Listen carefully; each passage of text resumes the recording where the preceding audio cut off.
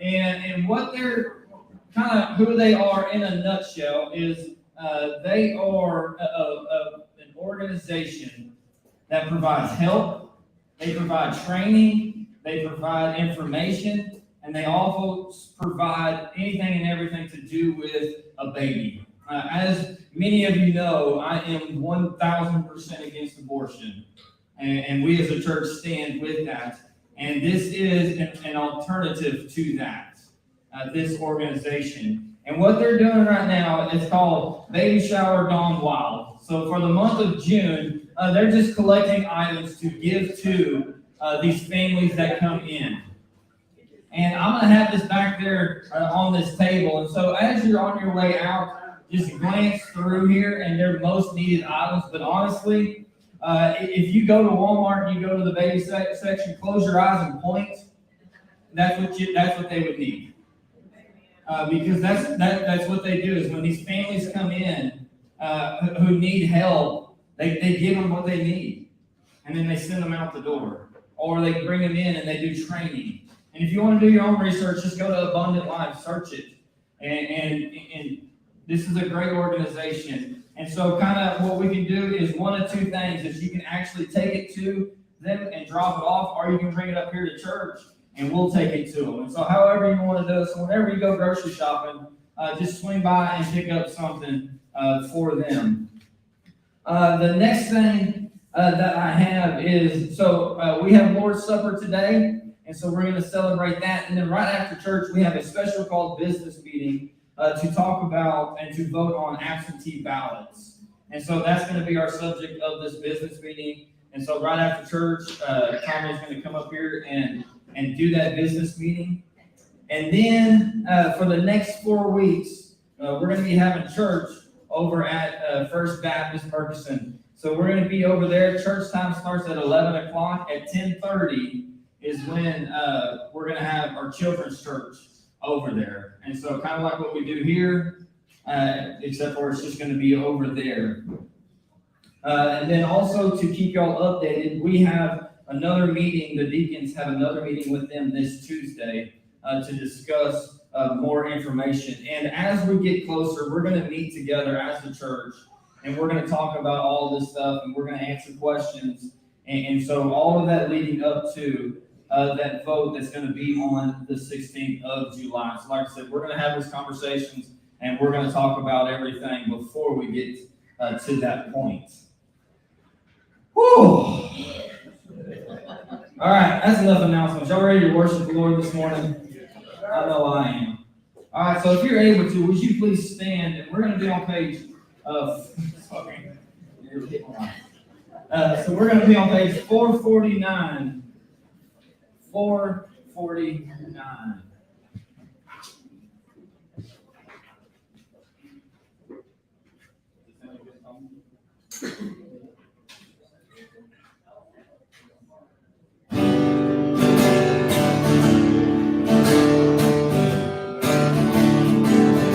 God sings the love, Jesus, He came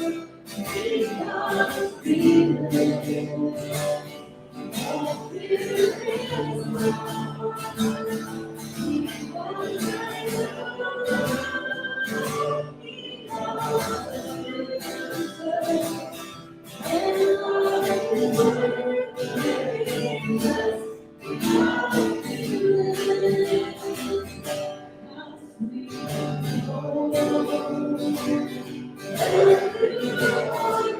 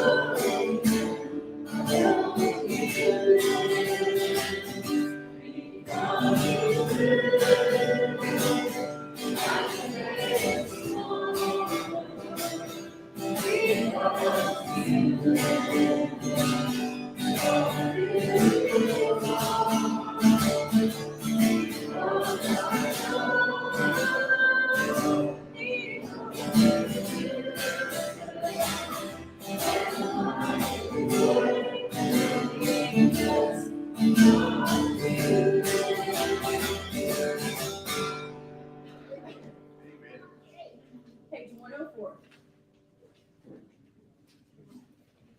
Verse 1, 2, 3, and 5.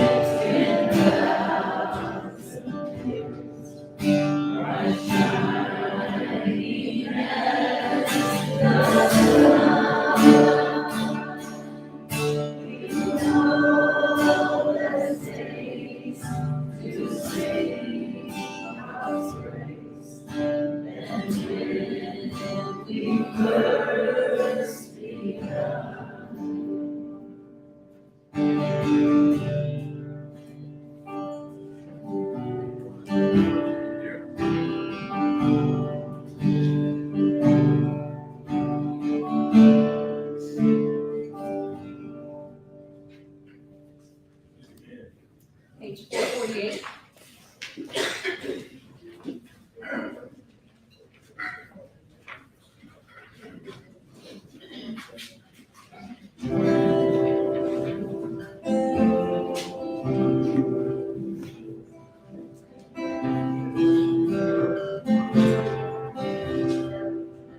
Before the throne of God, I have a song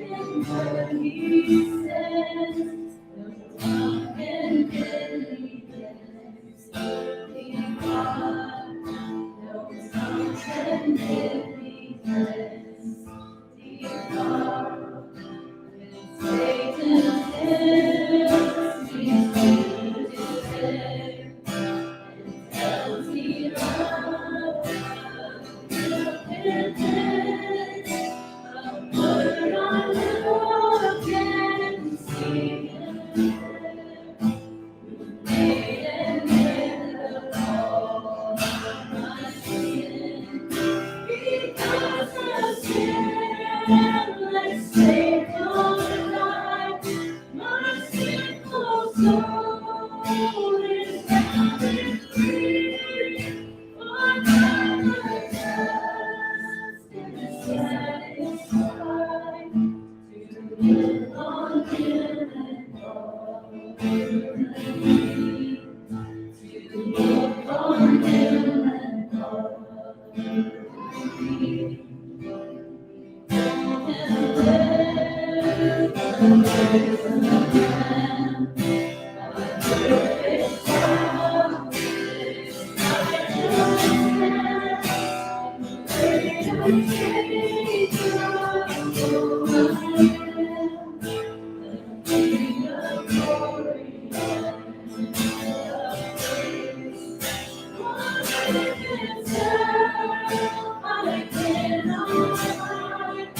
My soul is purchased by His blood.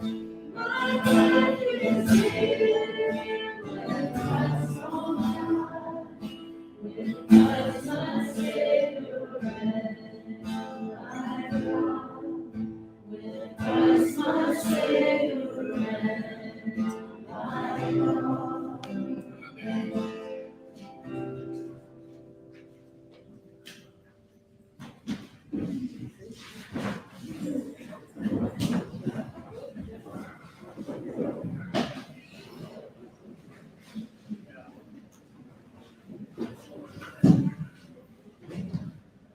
Hey, y'all pray with me. Father God, you are an awesome God, and I thank you that we can come before you and sing your praises. And I thank you that you bring us through trials, you bring us through hard times, and you bring us through the struggle. God, that we can learn from you. And God, I thank you for that amazing grace that was poured out on the cross for sinners like me. And God, I pray that you would use me over the next few minutes to bring glory and honor to your name. May the words that I speak move in people's hearts. And God, I thank you and love you. It's in your name. Amen. Amen. So we're going to be in James chapter 1, but it's going to be a little bit before we get there. And so I thought long and hard and lots of prayer on what to talk about this morning. Even before I left, I was praying about, Lord, what do you want for me to speak on?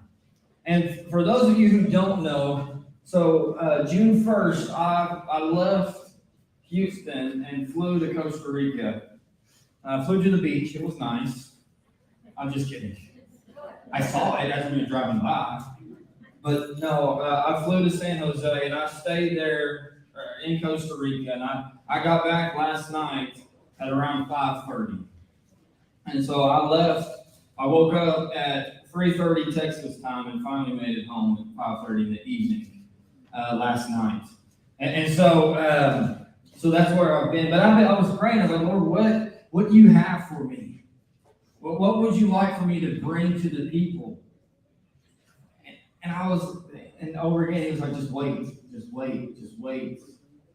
And as I was going through these experiences that I went through, I was still praying that prayer, God, what do you want me to bring? And so through the prayers and through everything, I want to share my experience with you. And share what God did in my life and what God has done through those people. So we flew over, like I said, on June the 1st, and the streets in San Jose are like a lot of back alleys here in Texas. I mean, that's the roads where these houses are. I mean, it is narrow, one car to go down, and you're just going left, right, up, down. We're just moving through there. Every house in San Jose had bars on the windows, had gates, tall fences. Every house in there, because crime was just so bad. And so we flew in that evening, and it was supper time. And for some of you, y'all don't know this, but I'm not a big fan of chicken. I'm not a big fan of it. I worked at some chicken houses when I was in college. And so we flew into San Jose, and y'all want to guess what the first meal we ate? Chicken. And I said, okay, Lord, get me through it. And so, because I would never insult someone over there by saying, no, I don't really like that. It was put before me. That's why Mom and Daddy raised me. Put before you, you eat it. So that's what it did. So we went there. And so Tabby and Diego, okay? So they are the ones who picked us up. So Diego is from San Jose. Tabby is from Germany, okay? And through divine appointment, they got married. Okay, Tabby spoke German. Diego spoke Spanish. Tabby learned Spanish and also learned English. She's extremely smart. And so she was our translator throughout this trip. And they are an amazing couple. And so we got there and we went to bed that night. And that was the first night that I didn't get a whole lot of sleep. And so for the next 9 nights, I didn't get a whole lot of sleep through it all. But we woke up and we headed out. And leaving San Jose, if you weren't going up, you were going down. If you weren't going left, you were going right. That's how it was through the country. And so we drove out through there, and it took about 6.5 hours to get to where we were going in a car. Now, granted, we didn't drive probably 150 miles, but it took that long to get out there.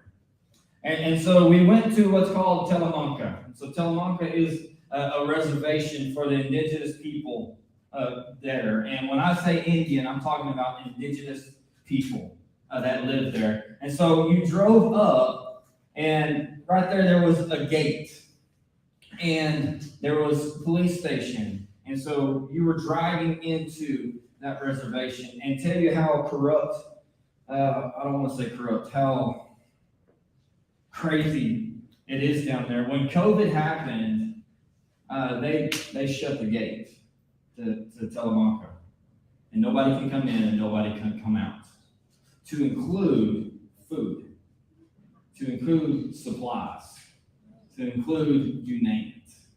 They shut the gate. And so during COVID, they had a horrible, horrible time.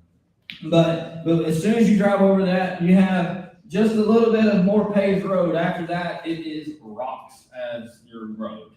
And I'm talking rocks as your road. And if you got four-wheel drive, you stop, you put it in four-wheel drive, you don't take it out until you get out of there. And so as we were driving to go to where we're going to be, there's people walking everywhere. That's what they do. They walk. Very few had cars. A lot of them had like motorcycles or dirt bikes. They call them motos.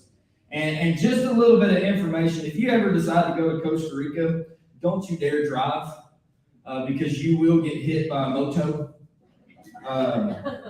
They rule the road down there. And their rule is there is no rules. They go where they want to. They do what they want to. They'll pass you wherever you want to. I mean, it doesn't matter. They literally rule the roads down there. And so we go on, and then we get to Sibahu. So that's where this little village is that we were going to, and it's their mission base. And so what their mission base is something that they have been working towards. It was a 2-story building. Up on top, there was 2 larger rooms, and they had 6 bathrooms. And then on the bottom, there was an open area and a kitchen.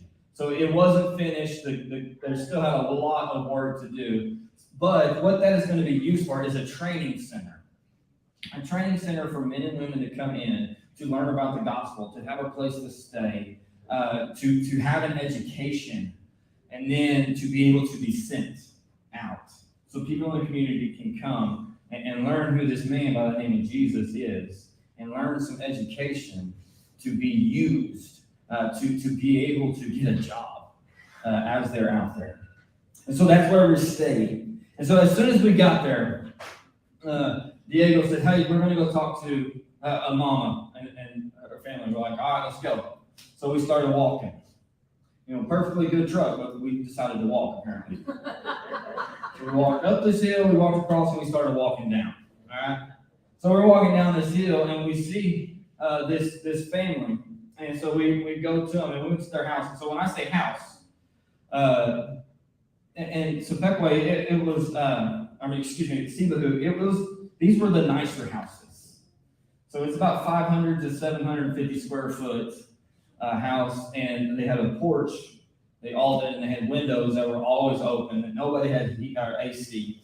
And their porch was bamboo that was shoved in the ground, and they had some tin laid up on top of it. So we go there, and we start talking to this mother, and this mother's concerned about her daughter. Her daughter is probably in her 40s, and her daughter's sitting right there. And she says that she's been worried about her daughter, how her daughter is running from the Lord, and that all this other stuff. And so we turn to Miriam, that's her name, and we say, Miriam, what's going on?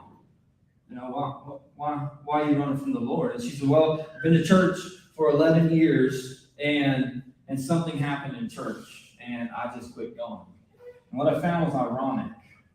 The problem that they had in the church over there, pretty similar to the problems that we have here. The devil doesn't play favorites. And so we talked about that, and she's been out of the church for about 8 months now. And as soon as she got out of the church, she immediately turned to alcohol. And she tried to fill that void with alcohol. And it was just wrecking her. The people that she was hanging out with, and typical, right? Doesn't matter if you're over there or over here. And so we had this opportunity to pour our hearts out to Mary. Right? Mary, turn back to God. He is faithful. I know stuff happened in the church. Guess what? It happens across the world, but God doesn't change, and God is still good. And so we got to pray with her and pray with her mother. And we got up, and then we went to another house, walking down the hill, down the mountain, to another family. And we walked up, and we made our way through this house. And this was more like dirt floors. This was more like doors that you had to pick up and move. And then our curtains that were hanging down, very, very, very poor. And we walked up, and then there's this older lady laying in a hammock here, and her husband sitting in a chair over there. And so we started talking to him, and come to find out that this man is 94 years old. And we're just listening to him talk. And this older lady, who was about the same age, was sitting there like this, holding her hand. And so we asked her, what happened to your hand? Well, she got cut with a machete. She was out cutting grass cutting the grass with the machete, and she hit her hand. 90-something years old. They don't have a choice but to go to work. And so we got to meet with this family. We got to talk to this family, and we got to pray with this family. The next morning we got up, and Mary needed some help with her moto. Because it was broken down. So we drive over there, we throw it in the back of the truck, we throw a kid in the back of the truck to hang on to this moto, and we head out. All right. And on the way, we find out that somebody's mother had died, and grandmother had died. And so we wanted to minister to that family while we were there. And so we took Miriam to where we were going, dropped the motor off, kicked them out. We go to this family. And time means nothing over there. It's jungle time. So you say we're going to be somewhere at 5 o'clock. Well, it might be 7 o'clock. Or it might be 3 o'clock. Time means absolutely nothing. Which drove me, anyways. So we dump them out, and we go to this family, and we start talking to this family. And they were at a cemetery. We met the daughter at the cemetery. And we look out in the cemetery, and there's some guys digging a hole, digging the grave. Not with a backhoe, with shovels. And we find out, we ask them, where is your mother? And this daughter's probably in her mid-40s. She says she's at home. So we load her up, and we go to their house. And we go minister to this family. And we talk to this woman that, hey, this is not the end. of our lives. Like if you put your faith in Jesus Christ, that there is a heaven, that there is somewhere to go after this, that this is not the end. And this grandmother was a believer, and so we got to celebrate a little bit of life with her. But then we started talking like, what do you need? So, well, we need coffee, we needed bread, we need some forks and plates and cups. So we loaded up and go, and I'm like, why do we need all this stuff? So funerals, the way they work over there is a little bit different than what they do over here. So when someone dies, they get sent to Le Mans, which is about an hour and a half away, for the body to be prepared. During that time, the family is preparing for the funeral. So they get all of this stuff together. And once the body is done, it is brought back. The family literally goes and gets the body and brings it back in the casket. And then that night, most of the time, it's with either the same day or the next night, depending on when that person dies. In the evening, whenever the sun goes down, they start the funeral service. And they start talking, and they start praying, and they start singing, or whatever they do. And they go all night long. They don't stop. All night long. When the sun comes up, that's when they go and bury the body. A little bit different than what we do around here. We start going past an hour, and people are like, let's go. But they did it all night long. And so we said, okay, we'll go get your stuff. And so we go and get the stuff, and on the way back, we stop to talk to somebody else who had a motorcycle accident. And this guy was a young guy, and his whole leg from his hip down was swollen. And we're like, man, what happened? And come to find out, he got an infection in his leg just from how they live. And so we got to talk to this guy. We're like, man, do you know who Jesus is? Like, well, I know about Jesus, and I've been thinking about God. And we said, man, it's more than just thinking about God. It's about believing in God. And so we got to talk to this guy. We got to pray, over this guy. And we come back and we dump this stuff off. And then that afternoon at 3:00, we went to a place called Amubri. And so we were going to do a church service there. So how you got to Amubri is you drove to the river. And this river's a really wide river, flowing really hard. Then you get the boats, and this boat's about 25 foot long, and they got a 25 horsepower motor on the back there. And you pile in that boat, and they take you across the river. And then you get into a van, okay? And so think about like an 80s model van, all right, that has just been run ragged over here, and it just needs to go to the place where it gets smashed. Well, instead of going from there, it just goes to Costa Rica. And they said, shoot, we got another 10 years out of that thing. I'm not exaggerating. That thing was smoking, and that thing was loud and growling and everything. We loaded it in there, and we headed out. And so we get to this place, and we had a church service there, but when we got there, we had coffee. And I loved it because everywhere we went, people were like, would you like some coffee? Sure do. I know I can drink the coffee. I couldn't drink the water, but the coffee's involved. I can drink the coffee. And I'm like, yes, I would love some coffee. And so we had some coffee, and we got to talk to the pastor and his wife and all of that. And then we had that church service. And then people came, and I preached on Psalm 139, one of my favorite songs. And I preached that these people aren't neglected, that the government may neglect them, that their friends may neglect them, but God will never neglect them, that they were made in the image of God, that their days were numbered before there was a day. I got to preach to these people, and then Diego got to come up, and he got to preach to these people. And then after we got done, we prayed. But before all of that, we sang. And I'm not talking about just get up here and sing a couple of hymns. They played from a phone that they plugged in. And in Latin America, the louder the better. Okay? And so they played, it was in Spanish. And they played music, and they just cranked it up as loud as the speakers would go. And then the guy who was doing the music, he would be talking in there too, or maybe praying. And so it was this competition. when the music would get louder, he would get louder, and they would get louder, and he would get louder. And I didn't understand any of it because I couldn't hear, the translator trying to tell me. But we sang and we praised the Lord and we did all of that, and then we started praying. And it was one of the most amazing experiences that I've been in. Because when they prayed, everybody prayed. And I'm not talking about one person prayed out loud and the rest of them prayed in private. Everybody prayed out loud. And it got confusing, and it was, all of this. But in that moment, I sat there and I listened. In that moment, people were praying in English. People were praying in Spanish. People were praying in German. People were praying in Kavigar. People were praying in Breton. 5 different languages were being prayed, all at the same time, all out loud. And all I could think about, God, this is so confusing. And in that moment, I think, what about the whole world?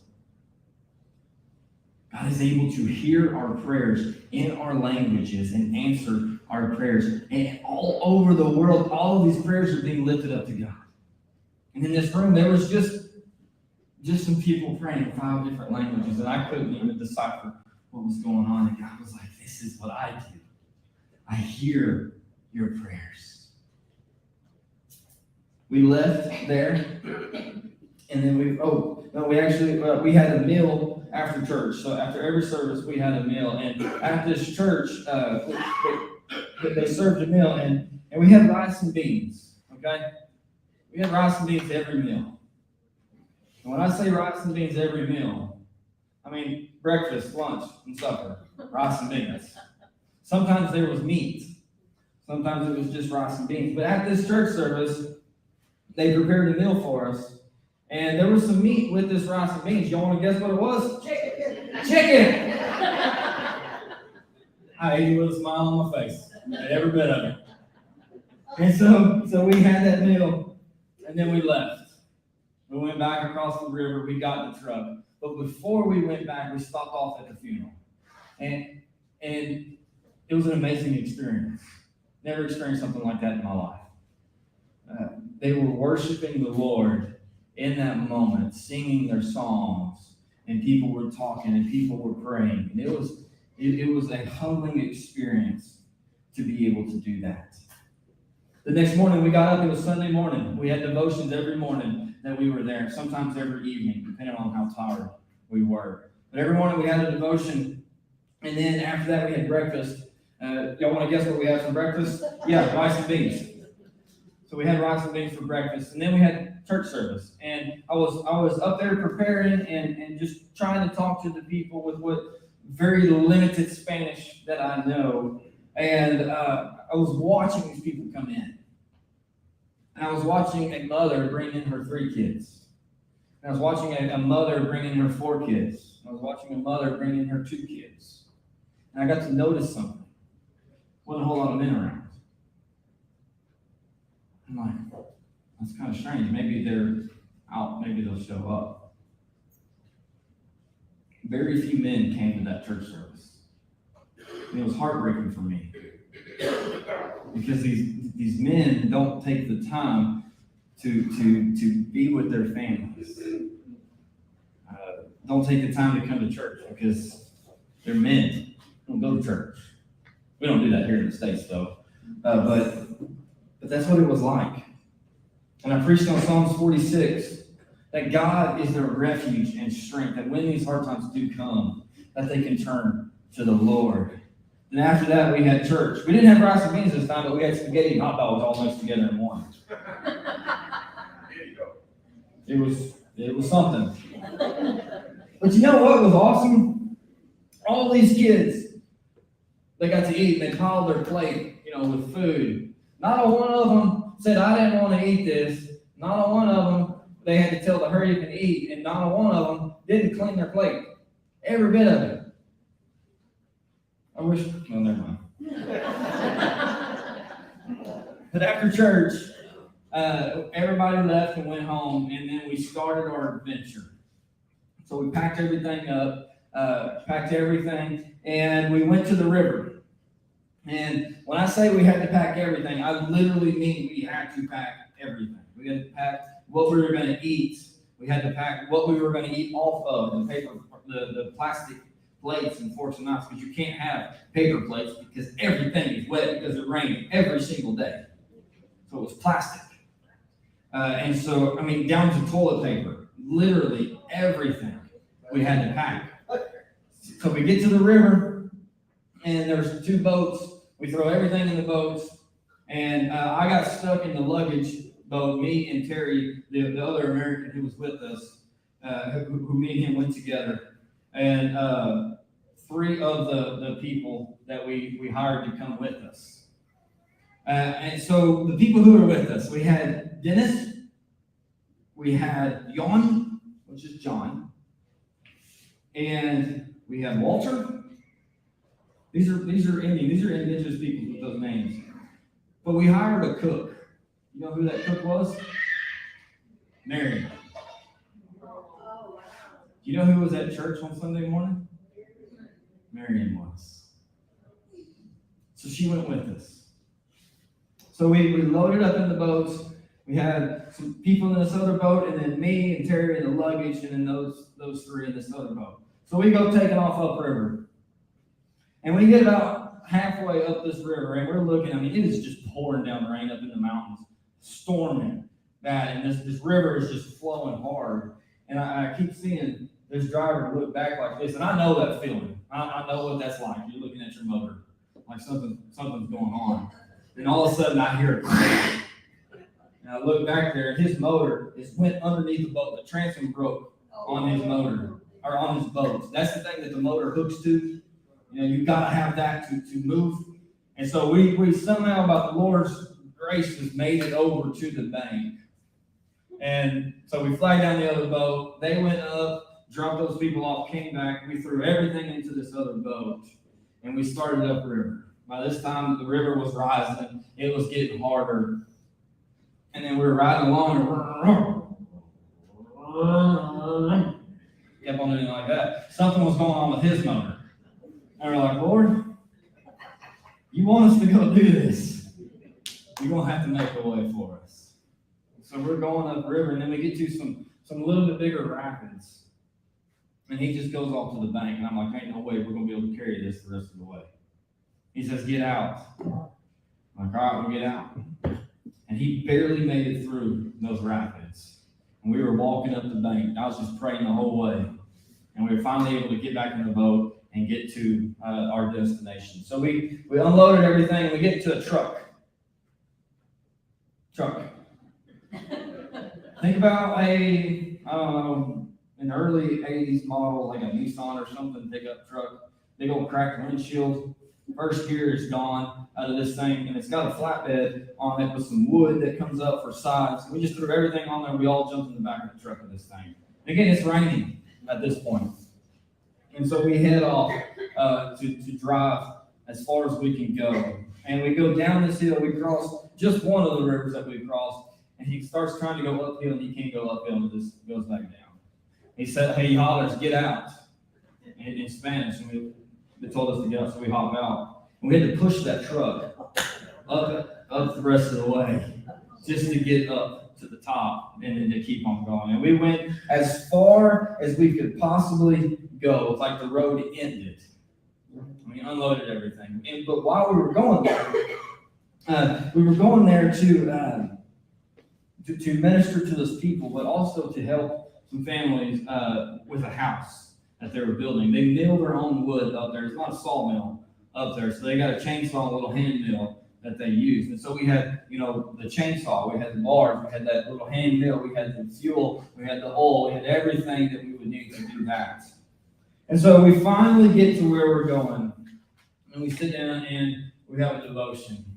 And we just talk about how the Lord brought us this far and all of that. And we prayed again, and then we went to bed. And where we were at was like this little, I don't know, it was like kind of like a little dance floor, about size of a dance floor. That's where we slept. And I prepared to be hot all the time, and I was hot all the time. I was wet from sweat or from rain all the time. except for from about 2 o'clock in the morning to about 5 o'clock in the morning or 6 o'clock in the morning. Then I got cold because everything was wet and the temperature would plummet until the sun comes up at 5 o'clock in the morning. So at 4:45, it's getting light. 5 o'clock, the sun is coming up, and that's when everybody else gets up. Because they wake up with the sun, and the sun sets at about 6 o'clock. So it's dark, and they have supper and go to bed. And so that's kind of what we did. So we had breakfast, and we saw what we had to haul up that mountain. We had to divvy it up between us. 4 of us had actual hiking backpacks. The rest of the indigenous people, they just have regular old backpacks. But we had to have all of this stuff to take up the mountain. And so they had these maize sacks, like what they get like corn in, that they could grind up to make tortillas and stuff. So they started throwing stuff in there, and they started. You think that we use baling string and baling wire? Hey, ain't got nothing on them. They were making backpacks out of these with using baling string and some trash bags and some towels, and that's what they took up this mountain. Was that stuff. And so we divvied everything up, and I got what I think that I could carry, threw it in that backpack, and we headed out. And within 10 minutes, my feet were absolutely soaking wet. Because you think about a cow trail, about, this wide, that's about the width of the trail. And as soon as we were there, we had to cross the river. I mean, it's not something that you can just step across. I mean, we had to literally cross the river. And so I was soaking wet already.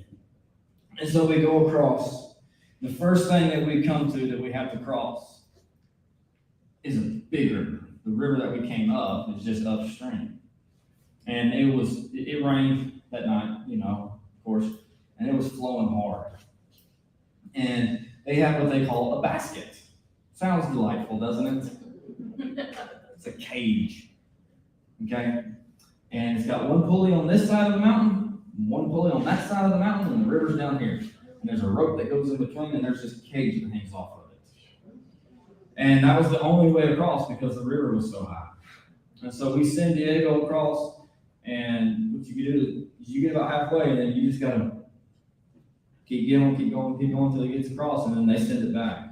And we send Miriam across, comes back, and they had trouble saying tray, okay, because everybody rolls their R's in Spanish.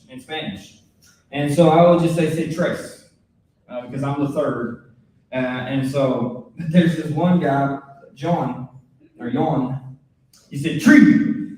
So he said tree. And so we send Miriam across, and that thing's coming back, and he says tree. Yes, sir. All right. This is a big dude. I'm not gonna say no to this guy. So I start, going down there. As that thing's coming across, the rope jumps the pulley. And so now it's just sitting on the bar that's hanging, holding that pulley. I'm like, oh, this is fantastic, right?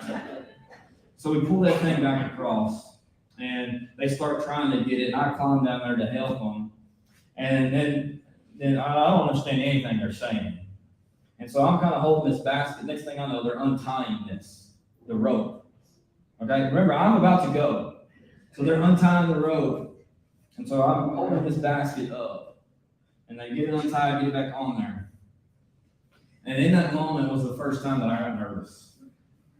All right, of this whole trip, I got nervous. And I started praying. I'm like, Lord, I don't know if I can do this. And it brought me back to Psalms 139, where it says, my days were numbered before a day. Which means God knows exactly how many days I'm going to be alive before there was a day. And so he gave me the confidence to know that if I'm supposed to die here on the mountain, then this is where I'm going to die. But if not, guess what? I'm going to be fine. So I climbed in that basket, and I rode across that baby. We went all the way across, and I sent back. We got everybody across. And then came the mountain, the first one. And this mountain was 1,700 to 2,000 feet straight up. All right, and these people are like mountain goats, okay? I mean, they just up the mountain. And so us, white people are not. I nearly died going up that mountain. It was the hardest thing to do up, and every step was labored. Every step was hard, and I was just praying, God, give me the strength to get up there. We finally made it to the top. When we got to the top, and that was the last place you can get service. And so I borrowed somebody's cell phone, and I called Jamie, and she says, hello? And I said, we're at the top of the mountain, almost died. And she said, what? Apparently you're not supposed to say that.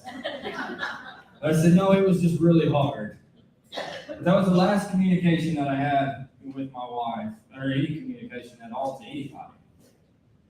And so we left there and we went down that mountain and we climbed through the mountain. We crossed river after river after river.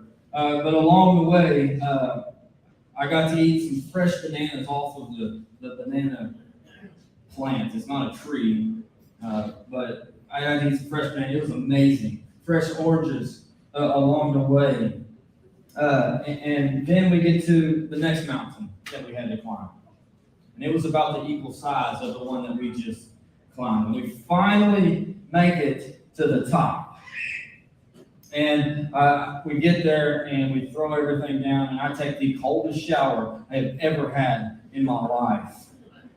Because there is no hot water anywhere. And up in the mountain, it's just whatever comes off of the mountain is funneled into some kind of little contraption. And there's just hoses running through the jungle to these different places, and that's their water source.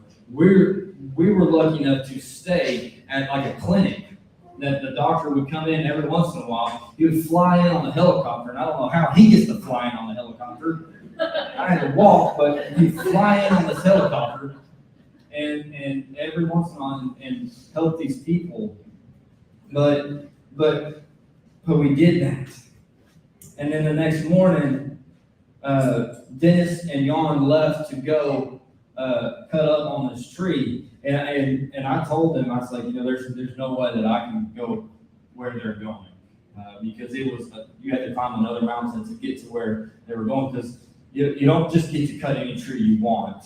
In the Cabot car, they get to say what tree you can use and not use. Very, very restricted on that. And so we were hurting and we were sore. So what did we do? We walked some more. We were going to walk to this family. And they use this word called circa. Okay, circa means close. And close could mean, from here to the road out there, or close could mean about 3 or 4 miles down the road. There is no real definition of it. We say, how far is it? They say, circa. All right, whatever. So we go hiking. All right. It ends up being like 3 miles away from where we were, down another mountain, all this other stuff. But we get about halfway. All right, and we climb up out of this little riverbed, and we see 3 huts. Okay? And Terry's like, oh, this is pretty neat, because it's like the old, envision in your mind, that's what it was like. And Terry's like, oh, cool. So he goes to pull out his phone, and Tabby's like, no, you can't take pictures here. Like, why? No, why can't we? They said, oh, this is sacred ground to them. Okay? What's going on? And she goes on to describe that is a witch doctor's place. The lady who used to live in that place had to move down because she got bad health. And her grandson was living there now. But her 2 sons, who were kind of at odds, trying to see who was going to be the next witch doctor, they had these rocks that they think gives them their magical powers. And so they were trying to see who was going to get in. One night, one of the sons got drunk and enraged, killed his brother so that he could not get those rocks. And the grandson was living there now. So they had one tent, or one hut where he lived, had one hut where they did their consultations, and then had another hut where the people would come and stay. And people would travel from all around to come see this witch doctor. So immediately I started praying. And there was this darkness that was over this place, a heaviness that was there. And I was just praying and praying and praying and praying. during all this. And then all of a sudden I heard this loud ruckus of chickens. Like they were just getting after each other. And I was like, that's strange. And then out pops the grandson with the chicken with his legs tied. And Diego goes, Trey, you carry it. All right, so I grabbed this chicken, which is also called dinner. So we leave there and we go to this family's house about 1.5 miles away. And, of course, I give them the chicken and they do what they do. And there was a family there that we got to minister to for a long time. We stayed most of the day with them, and we had great conversations with the mother that was there, and the father, he actually came, so we got to talk to him. And it was a beautiful, beautiful thing. And then it rained, of course, while we were there, and it finally let up, and so we left. And there was another indigenous person from another town came to help out with cooking. She was a girl probably my age, and she was extremely fit, not from working out, just from living life there. And so we all start going back down this mountain to go back, and I am slipping and falling. Man, I look like a foal, newborn foal. I'm falling all over the place. And I look, and this lady, she leaves our line, and she comes back with a bamboo walking stick, and she shoves it in my face. And of course, at this point, yes, ma'am, thank you. So I took it from her, and it made all the difference in the world. And so we finally get back, and we start just to rest. And all of a sudden, these people just start popping out of the jungle of where we're at. And they just somehow know we're there, and you can't hear them, and you can't see them, and they just start popping out. And so we sit down, and we're talking, and the witch doctor's son comes. And then the witch doctor's grandson comes. It's just an eerie feeling. So I'm praying over that. And we of course, served everybody something to eat. And we just talked a little bit. And then that night, everybody went home. The next day, we got up. And we go to visit 3 families. And we get to this first house. I'm sorry, y'all. We go to this first house, and it's a mom and her 4 kids. And they're dirty. There's bananas and plantains just piled up in the corner. The kids don't have anything. I mean, we gave them a balloon, and they blow it up, and they're playing with this balloon like it's the best thing that they've ever gotten. And we talked to this woman, and we said, how old are your kids? And she named off her kids, and we said, how old are you? And she said, I don't know. And I saw the hopelessness in her eyes. She didn't know. She didn't know Jesus. Her kids know Calvary cards. We can't tell them about Jesus, but we could tell her. So we told her about Jesus, and we wanted her to believe. Then we went to another lady's house who lived alone, and we told her that there is a heavenly Father who loves her and that she is not alone. And then we get to a third house. And this third house was a hut, and there were dirt floors, animals everywhere. And there was a little girl there who actually spoke Spanish, and so we were able to talk to her. She actually had a Bible that Diego gave her, so we were able to talk to her about Jesus. Then the mother finally comes home, and the dad finally comes, and the dad starts talking about how he doesn't have a nicer house like everybody else does, and that somebody stole his gasoline that he hauled up there, that he saved up for a long time to use to mill the wood to make a new house. And so that was a great opportunity to talk to him about Romans chapter 12, that vengeance isn't ours, that vengeance is the Lord's. Just give it over to God and let him handle it. So we had to have this great conversation with this family. And then we made it back to where we stayed. And that night we were going to have a church service. And again, people just started popping out. We said we were going to have a church service at 5. And at 6:30, we started our church service. People were just popping out of the jungle to come. And do you know who was there? The witch doctor's son and the witch doctor's grandson. I was able to share the gospel with those people again.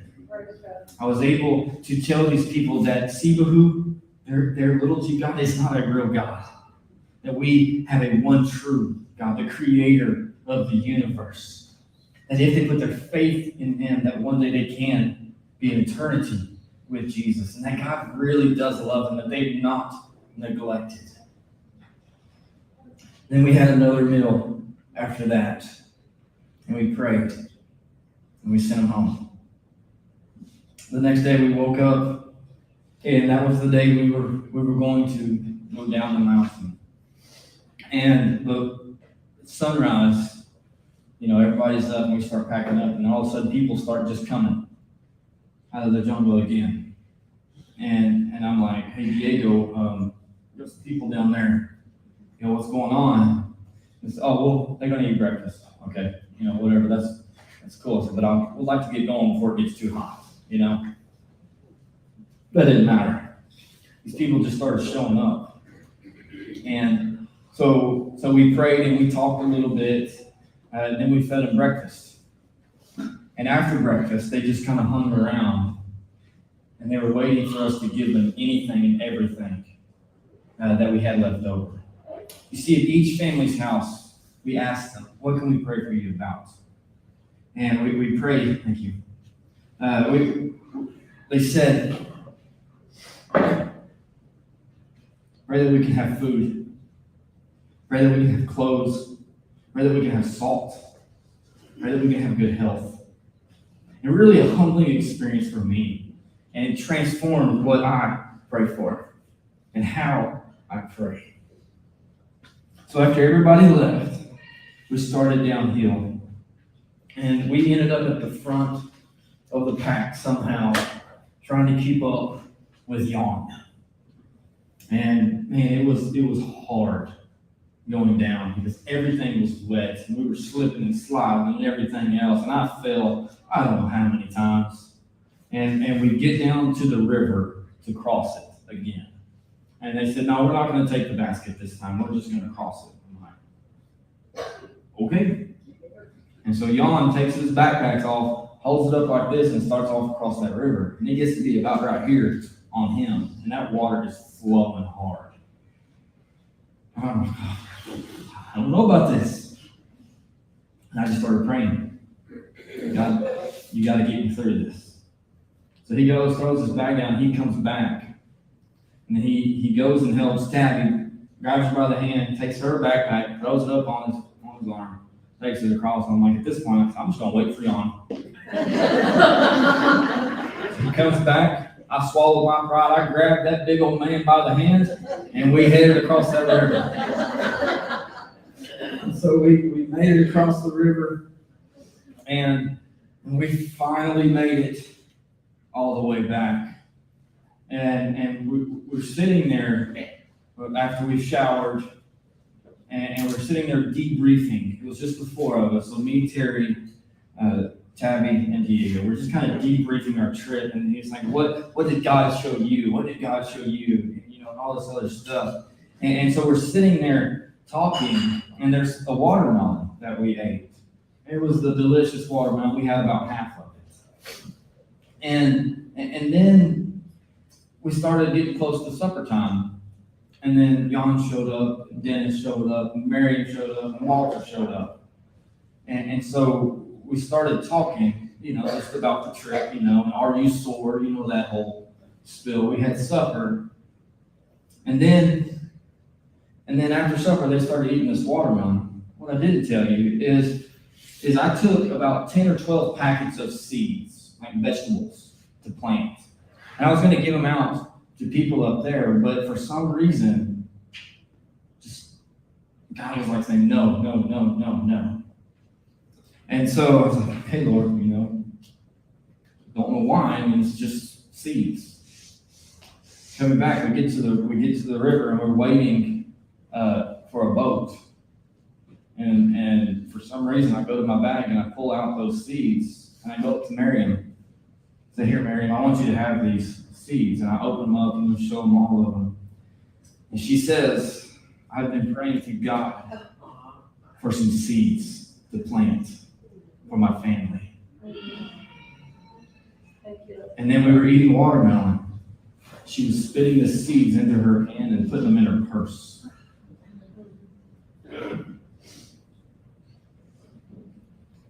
And we went to bed, we woke up the next morning, and Dennis and Jan, they were not believers.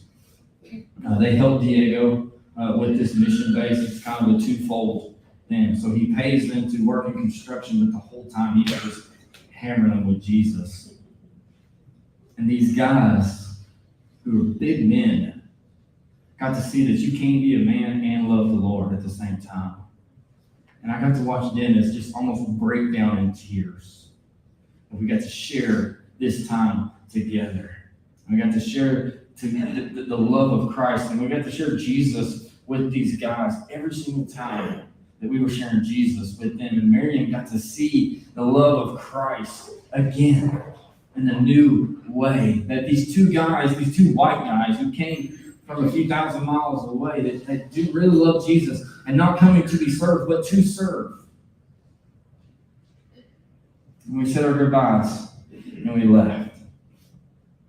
And so I started praying. I was like, Lord, what do I bring to these people, to our people? And he gave me a verse. In James chapter 1, verse 2. It says, count it all joy, my brothers, when you meet trials of various kinds. For you know the testing of your faith produces steadfastness. And let steadfastness have its full effect, that you may be perfect and complete and lacking nothing. Going up that mountain was hard. Going up that mountain was a struggle, was a trial for me. And God was ripping everything of myself on that mountain. And I can take big steps or I can take little steps. And God, I don't know if I can do this. And I would just take another step, and another step, and another step. And he's like, Trey, this is what it's like in your life. Sometimes during trials, you don't know why you're going through these trials. And sometimes it is just a small step. But you got to keep going. And I'm going to get you through that. And on the other side of that trial, guess what? You love me more. And that's the way it is with us. That we do go through trials of this life. We do go through hard times of this life. It may look different here than it does in Costa Rica, but it still doesn't change the fact that we all still go through trials, our own trials that we go through. And they are hard and they are brutal. And we don't know if we can make it. What I want to tell you today is push into God, lean into God if you are going through a trial right now, because sometimes all you can do is just take a little step and take that little step and lean into God.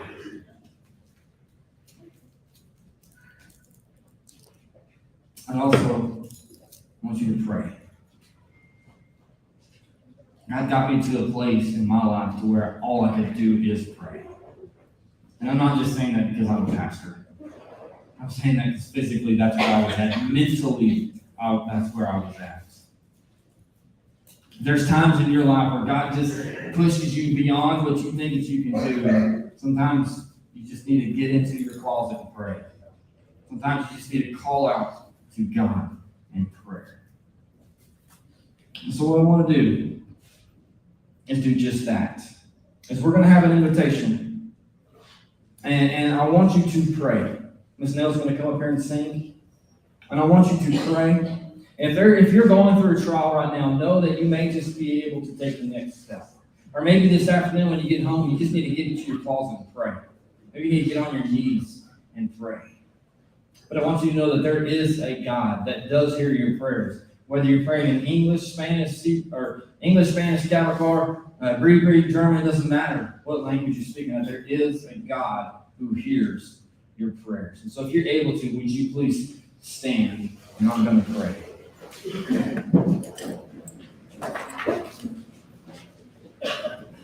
Father God, I thank you. God, I thank you that you do hear our prayers, and God, that you do listen to when we pray, God. And it doesn't matter what language that we are using. It doesn't matter where we're at on the face of this earth.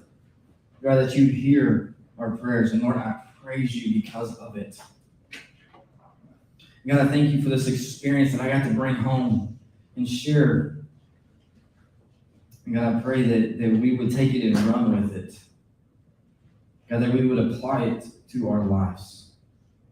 And Lord, that we would know you in a deeper, deeper way. And God, it's in your name. Amen. If you need prayer, I'm going to be up there. I'd love to pray for you. If you want to join our church, this is a perfect opportunity to do that. And so we're going to be on page 417. 417. Jesus is tenderly calling me out, calling today, calling today. Right from the sunshine of love will the world